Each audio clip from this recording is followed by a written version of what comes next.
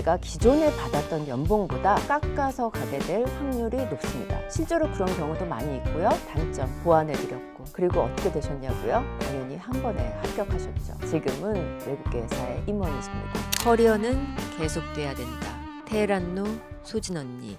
안녕하세요. 테헤란루 소진 언니입니다. 오늘은 경력직 이직, 환승 이직에 대해서 이야기 나눠볼게요. 이직 타이밍, 이직을 퇴사하고 하려는 분이 계시더라고요. 너무 황당해요. 이직은 반드시 재직 중에 해야 되는 겁니다. 퇴사를 하고 나면 여러분의 몸값이 벌써 떨어져요. 그렇잖아요. 어디 면접을 가서 연봉 얼마 받으셨어요? 벌써 과거형이 되고, 우리 회사에 오지 않으면 다른 데 어디 갈 데가 있나요? 이런 식으로도 볼 수 있잖아요. 이직은 퇴사 후에 하는 게 아니라 재직 중에 해야 몸값도 제대로 받을 수 있고 연봉도 제대로 협상을 할 수가 있는 거죠. 바쁘겠지만 재직 중에 짬을 내서 면접도 다녀오시고 이직 준비를 하셔야 하는 게 퇴사 후가 아니라 반드시 재직 중에 하면 나에게 더 유리하다는 거 기억해 두시면 좋으시겠죠? 퇴사하고 난 다음에는 저희가 이력서를 받아도 퇴사하신 이후 기간을 보게 되거든요. 한 달이냐,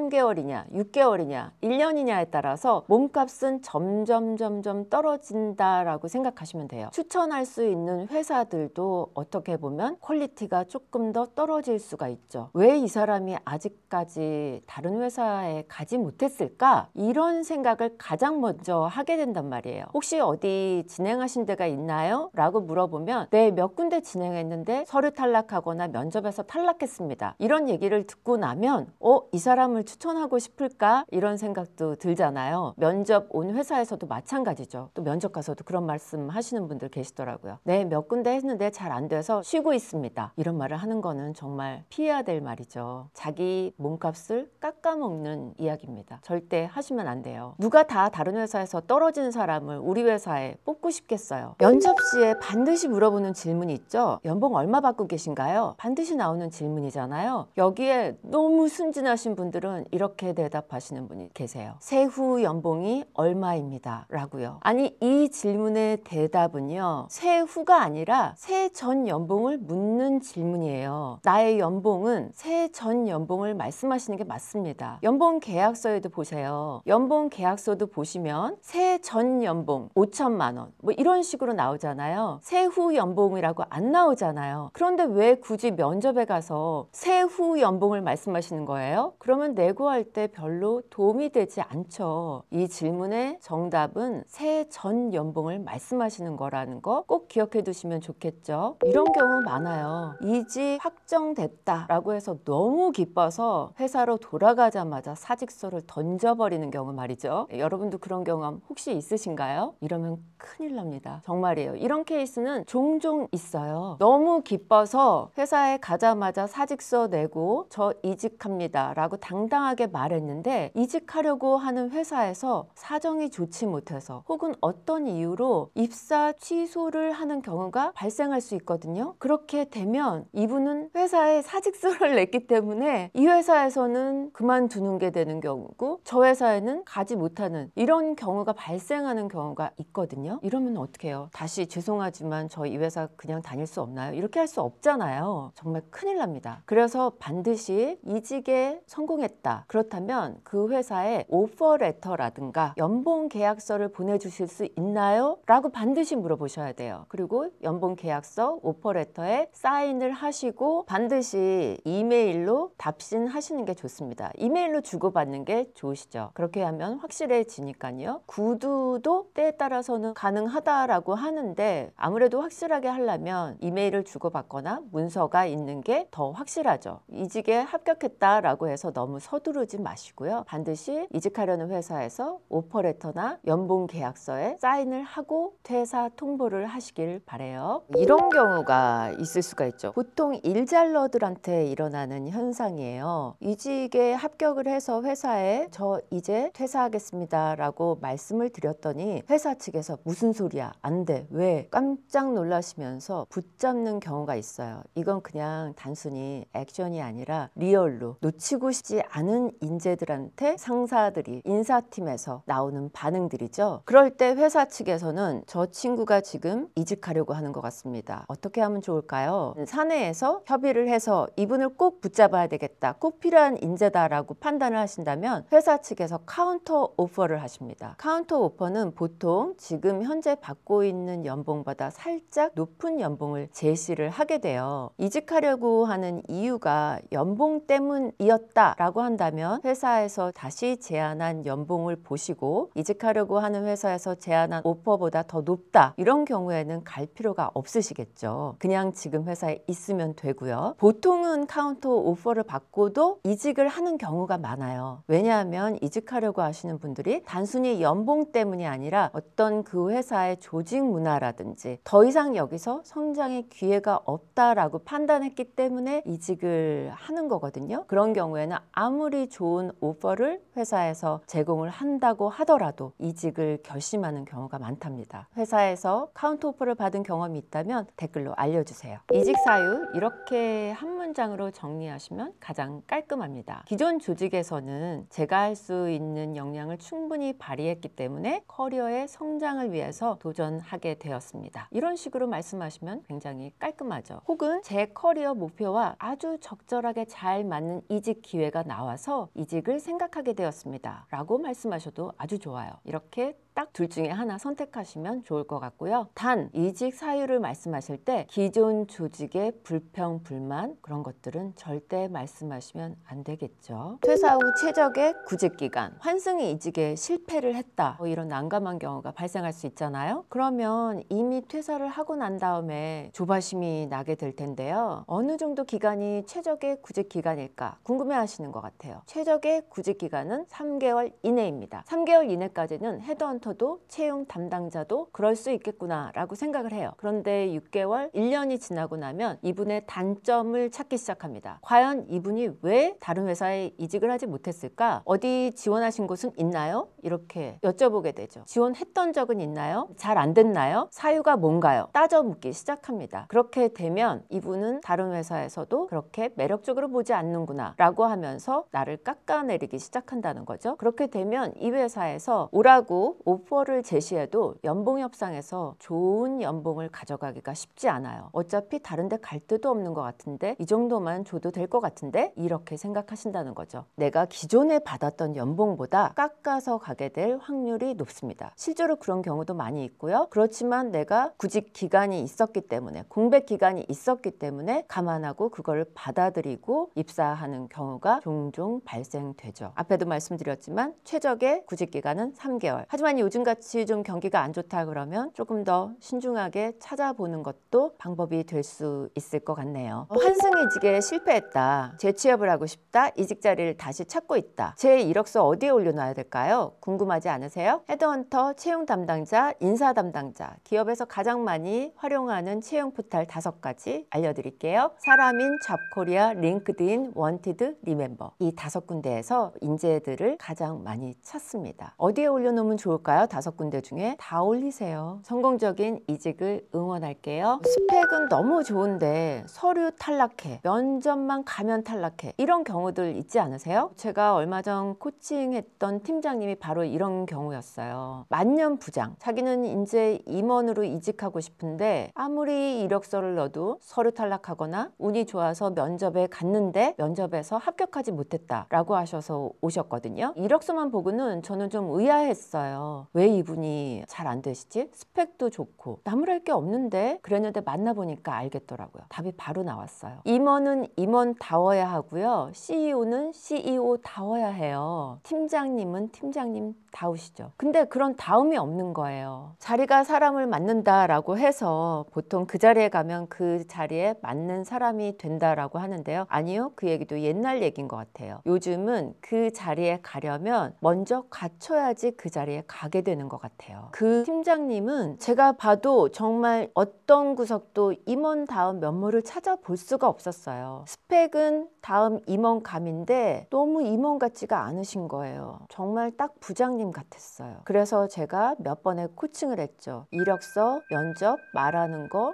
스타일, 외모까지 싹 다 바꾸셨어요. 한 2주 동안에 살도 빼시고 면접 스킬도 바꾸시고 장점, 단점 알려드린 대로 어필하시고 마지막에 모의 면접을 했거든요. 깜짝 놀랐어요. 다른 사람이 돼서 나오셨더라고요. 이 강남에서 일을 하셔야 되는 지원한 회사가 그런 회사이기 때문에 특정 빌딩들을 몇 군데 지정해 드렸어요. 그리고 점심시간, 퇴근 시간에 가서 보시라고 했어요. 거기서 나오시는 분들 어떤 룩을 하고 계신지, 어떤 스타일인지, 어떤 자세와 태도로 움직이고 계신지 점심시간, 퇴근 시간에 그분들을 그냥 쭉 보세요. 그리고 나서 다시 여쭤봤죠. 그분들 보시니까 어떠세요? 본인하고 어떤 차이를 느끼시나요? 그랬더니 네, 차이가 느껴집니다 라고 하셨어요. 그리고 백화점에 가셔서 괜찮을 것 같은 샵마스터가 추천해주는 혹은 마네킹에 있는 그대로 그냥 싹 사 입으세요. 괜찮으세요? 라고 했더니 그 정도 능력은 있습니다 라고 하셔서 그렇게 하셨고요. 일단 살도 좀 빼셔야 될 것 같아요. 다이어트 하실 수 있나요? 그랬더니 하겠습니다. 시키는 대로 뭐든지 하겠습니다 라고 하셨거든요. 다이어트도 2주간에